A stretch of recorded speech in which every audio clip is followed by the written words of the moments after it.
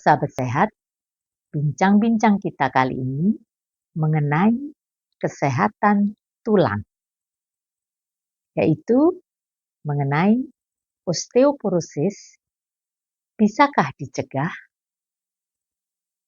Berbicara mengenai osteoporosis, tentu kita langsung berpikir tulang keropos, patah tulang, wanita tua, sudah menopause, bungkuk, dan sebagainya.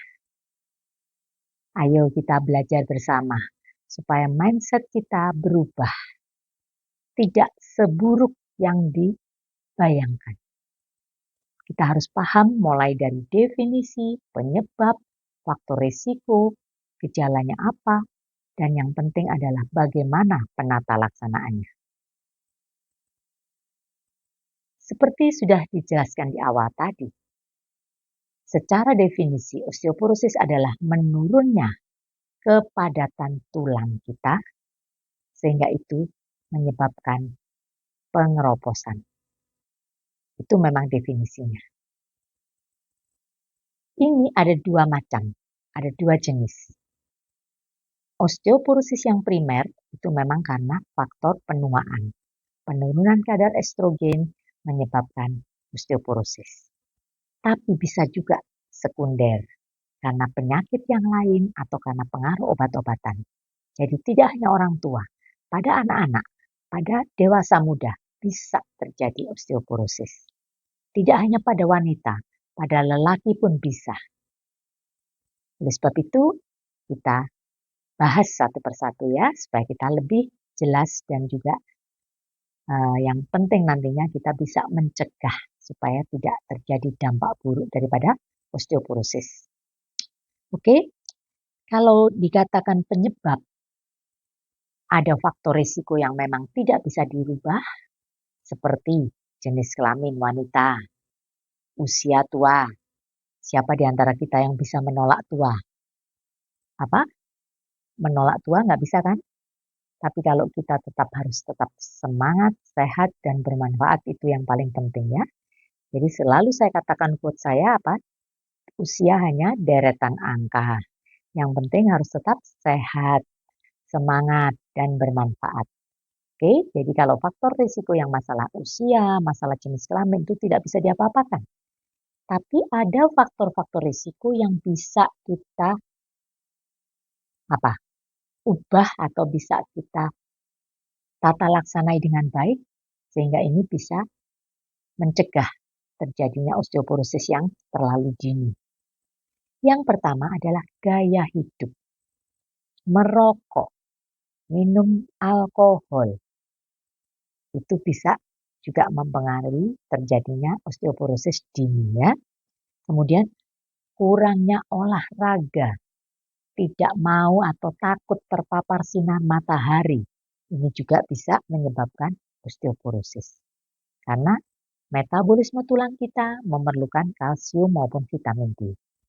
Dalam channel-channel saya yang lalu, sering saya himbau mengenai pentingnya berolahraga, pentingnya paparan sinar matahari. Oke, itu merupakan faktor-faktor risiko. Jadi sekali lagi saya tekankan, kalau penyebab yang karena memang usia, penurunan kadar estrogen, itu memang tidak bisa dihindari.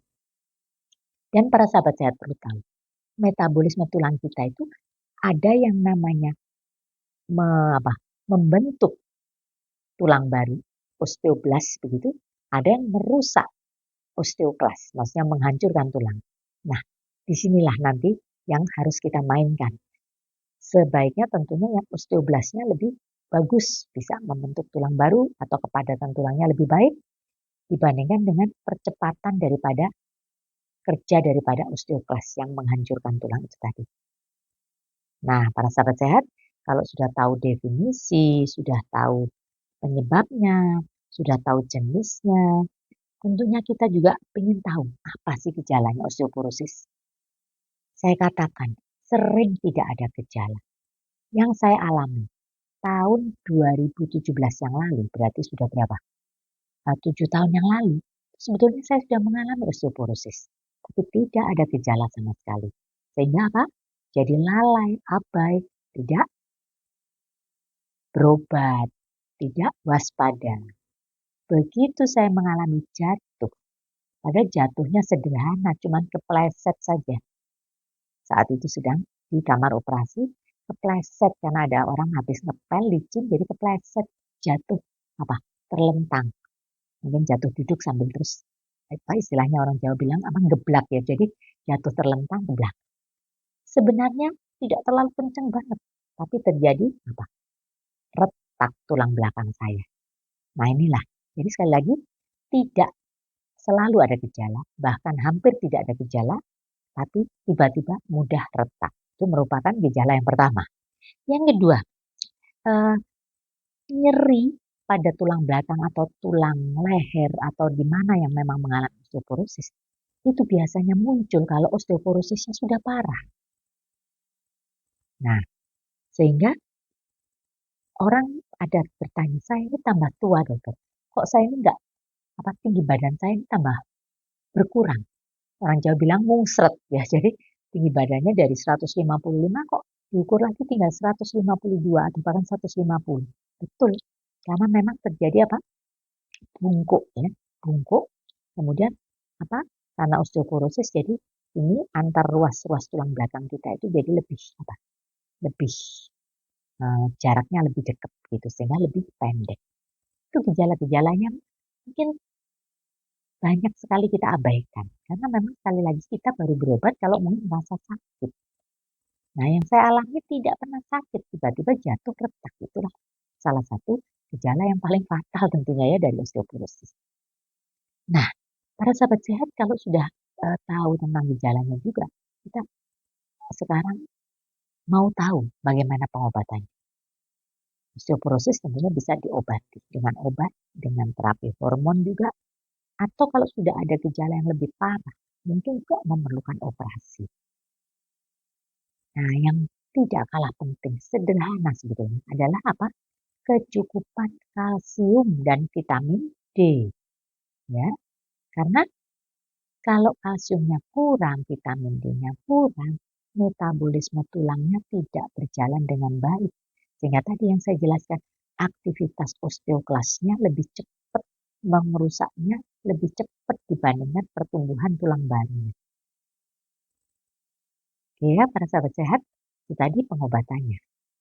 Nah, yang penting untuk kita yang belum mengalami tentunya ingin tahu bagaimana pencegahannya supaya tidak terjadi osteoporosis ya.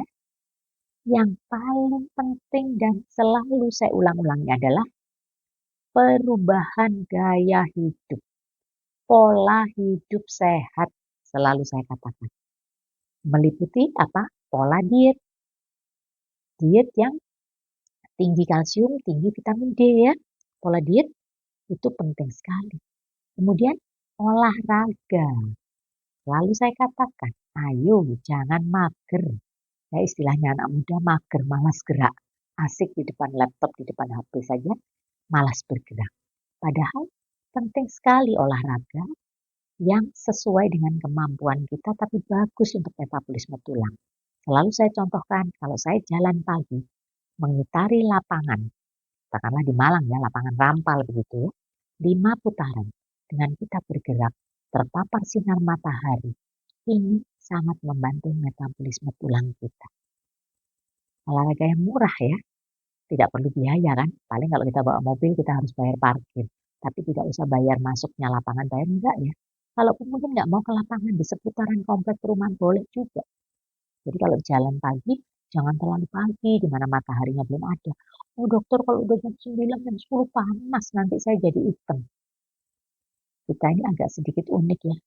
Orang barat cari matahari sampai berjemur di pantai, coba kita lihat kalau di Bali atau di mana itu, mereka cari matahari. Kita kok malah bingung cari payung untuk tidak kena matahari. Justru itu saya katakan, ayo kita rubah gaya hidup kita. Pola diet sehat, olahraga juga sehat. Tadi yang sudah saya katakan karena termasuk faktor predisposisi bagi perokok, peminum minuman keras atau alkohol, itu harus kita tinggalkan. Karena kita harus merubah gaya hidup kita dengan lebih baik lagi ya. Sekali lagi, bagi Anda yang sudah mengalami osteoporosis, jangan merasa, aduh saya nggak bisa kemana-mana, nanti saya takut jatuh, nanti bukan, justru kita harus gerak. Semakin kita nggak gerak, ya tulang-tulang kita semakin nggak sehat. Ya, selagi kita masih mampu, ayo sama-sama kita berjuang untuk olahraga. Olahraga sesuai dengan kemampuan kita agar kita mempunyai tulang yang sehat. Jadi sekali lagi, tayangan kali ini kan saya beri judul osteoporosis bisa dicegahkah? Jawabannya bisa. Bagi Anda yang masih dewasa muda, jangan menganggap, oh saya kan masih muda loh, hati-hati ya. Jadi sekali lagi, pola hidup sehat tetap, pola diet sehat tetap, ya. Susu, ya, itu harus dimulai sejak tidak hanya pada anak-anak ya, pada dewasa muda sampai dengan umur kita katakanlah 30 sangat perlu. Kalau sudah tua seperti saya, walaupun minum susu setiap hari 1 liter, nampaknya sudah tidak terlalu efektif. Bukan berarti tidak boleh, tapi sekali lagi saya katakan, mulailah pola hidup sehat itu selagi Anda muda. Jangan menunggu sudah kena baru berubah begitu ya. Jadi sekali lagi saya berharap untuk masalah osteoporosis jangan menjadi takut. Karena sering tidak ada gejala, periksa ya. Periksa rutin bisa dengan mengetahui kadar vitamin D, bisa tahu kadar kalsium, bisa tahu. Untuk tulang kita istilahnya BMD, pernah dengar ya? Bone marrow densitometry. Untuk mengukur berapa istilahnya kepadatan tulang kita. Apakah kita termasuk normal, apakah mungkin sudah osteopenia, sudah mulai ke arah osteoporosis, itu akan ketahuan. Dan kalau ketahuan, segera berobat walaupun tidak ada gejala, ya, supaya tidak sampai terjadi komplikasi. Saya selalu declare, menyatakan apa yang saya alami untuk memotivasi para sahabat sehat. Jangan pernah menganggap bahwa, wah, dokter kan udah tua ya. Iya betul, saya sudah tua. Tapi yang penting selalu saya katakan apa? Usia hanya deretan angka. Yang penting kita harus tetap sehat, semangat, dan bermanfaat selama kita hidup. Oke, para sahabat sehat, jangan takut osteoporosis karena bisa dicegah dengan pola hidup sehat. Silakan kalau Anda menganggap tayangan ini ada manfaatnya, like, komen, dan share kepada siapapun yang memerlukannya. Salam sehat.